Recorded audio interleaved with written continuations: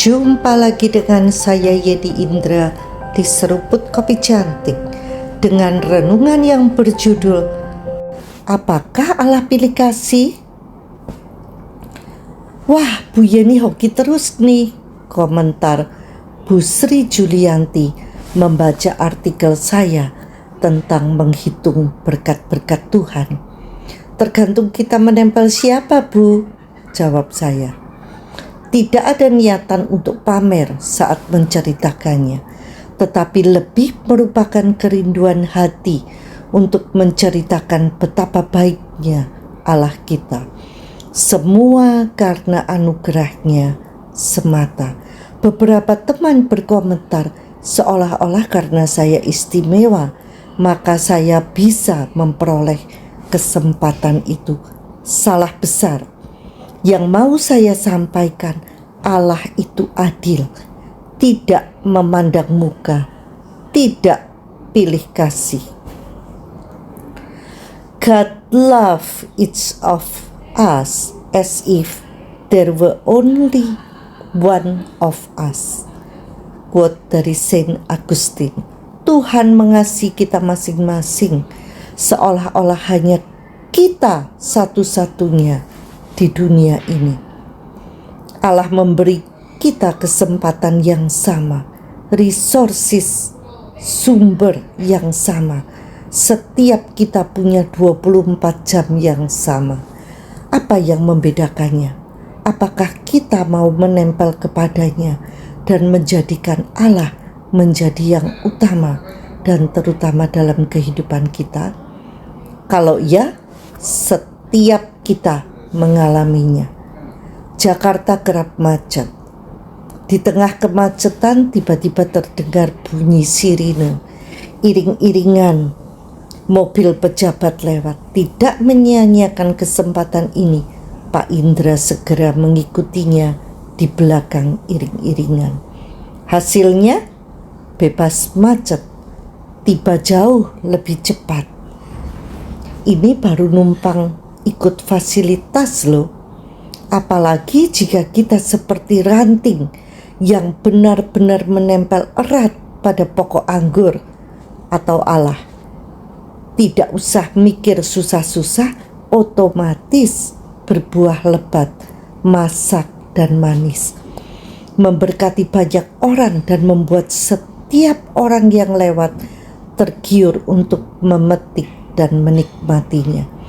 Kita menjadi berkat bagi orang lain tanpa usaha, effortless blessings. Hanya karena melekat kepada Sang Pemberi berkat. Make sense? Kesaksian itu ditulis dan diceritakan untuk membesarkan nama Tuhan. Tujuannya agar orang-orang yang hidupnya sudah menjauh dari Tuhan diingatkan kembali. Ini loh buktinya kalau hidup kita melekat kepada Tuhan. Hidup kita di bumi seperti di surga. Mau? Yuk balik kepada Tuhan. Ada kisah kuno yang sangat terkenal. Suatu ketika ada seorang pemuda yang pergi jauh mencari orang bijak karena ingin memperoleh harta karun yang terkenal. Dengan sepotong informasi yang didapat, pergilah dia ke negeri seberang. Ternyata tidak semudah yang dipikirkannya.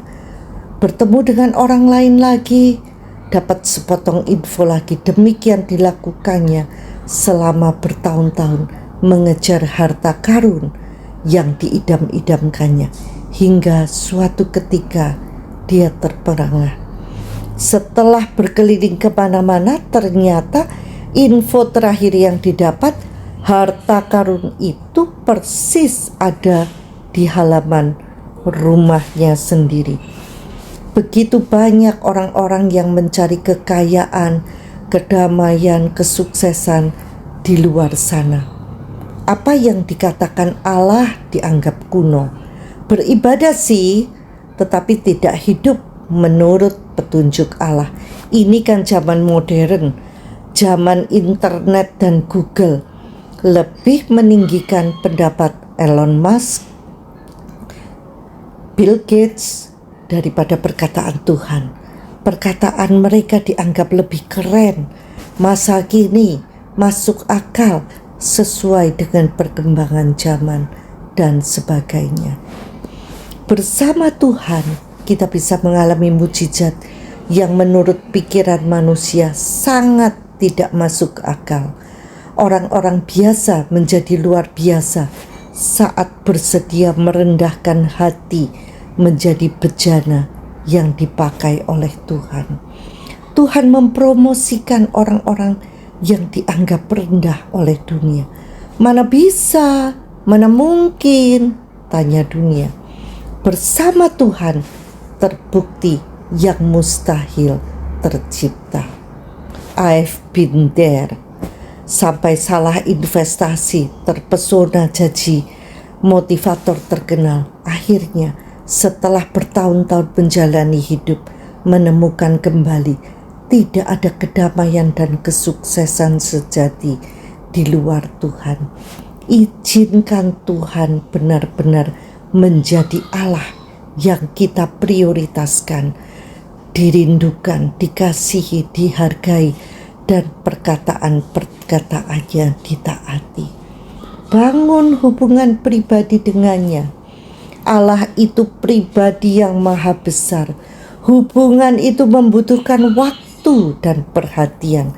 Jadikan dia benar-benar Allah yang mengisi seluruh kehidupan kita dengan senantiasa mengarahkan pikiran kita tertuju kepadanya.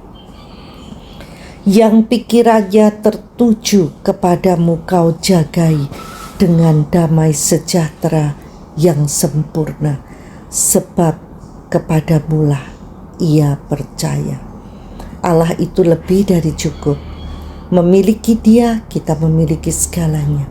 Nikmati Dia, tenggelamkan diri dalam pengenalan yang mendalam, sehingga ibarat nyemplung alias masuk ke air, jangan hanya kakinya yang basah, seperut, sedada, masuk lagi dan lagi, bahkan keseluruhan diri kita tenggelam di dalamnya, sehingga yang muncul dari pribadi kita bukan diri kita lagi, tetapi pribadi Allah sendiri yang mengalir melalui kita. Siap praktek? Sampai jumpa di episode berikutnya bersama Yeni Indra di Seruput Kopi Cantik. Tuhan memberkati.